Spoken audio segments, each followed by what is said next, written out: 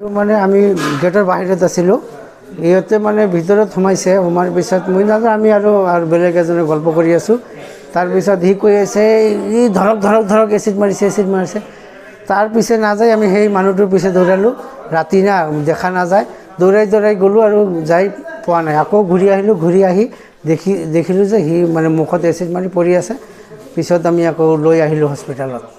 মানে মানুহটো দেখা নাই, মানুহটো নাই, মানে কেনেকৈ আছিল সেইটো আমি দেখা নাই। পিছে এনেই ৰাতি না এনেই দৌৰাইছোঁ।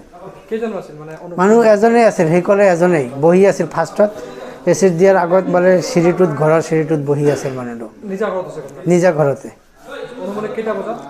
অনুমানিক সন্ধিয়া ৰাতি 6:30 এনেকৈ হ'ব।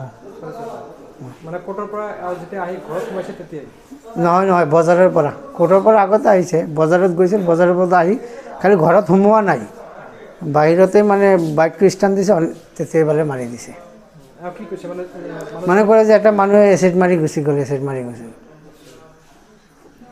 হৈছে আজি যে আমাৰ এজন গোসাইগাঁও বাৰ এছ'চিয়েশ্যনৰ এজন ছিনিয়ৰ মেম্বাৰ চামাদ, তেওঁক কোনোবা দুৰ্বৃত্তই তেওঁৰ ঘৰতে সোমাই পেলাই মুখত, চকুত আৰু গোটেই গাতে মোটামুটি এচিড মাৰিলে। তাৰ অৱস্থাটো একেবাৰে বেয়া হৈ গ'ল। এতিয়া গোসাইগাঁও হস্পিটেলত লৈ আহিছিল, ইয়াৰ পৰা ৰেফাৰ কৰিলে, ধুবুৰীত লৈ গৈ আছে। তাৰ চকু যিটো লেফ্ট ছাইডৰ চকুত বেয়াকৈ আঘাত পাইছে।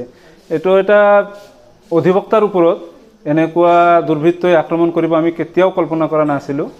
এইটো এটা গৰিহণাৰ বিষয়।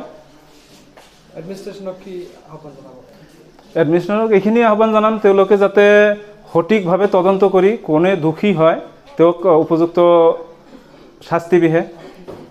এইখিনিয়ে। মই সেইখিনি দেখা নাই, মই শুনিছিলোঁ যে তেওঁ সেই সময়ত ইউনিফৰ্মতে আছিল। জাষ্ট কোৰ্টৰ পৰা ঘৰত সোমোৱাৰ সময়তে এনেকুৱা কাম কৰিলে।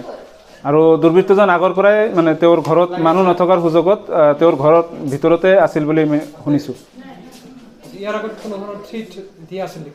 সেইখিনি তেওঁ ক'ব পাৰিব, আমি এই বিষয়ে একো নাজানো। কোনোবাই কৰিছে, নহ'লে আৰু এনেকুৱা এচিড কোনে আছে, তাৰ কোনোবা শত্ৰু আছে তেনেকুৱা কৰিব পাৰে। এতিয়া কোনে কৰিছে এইটো পুলিচে তদন্ত কৰিলে বাহিৰ হ'ব।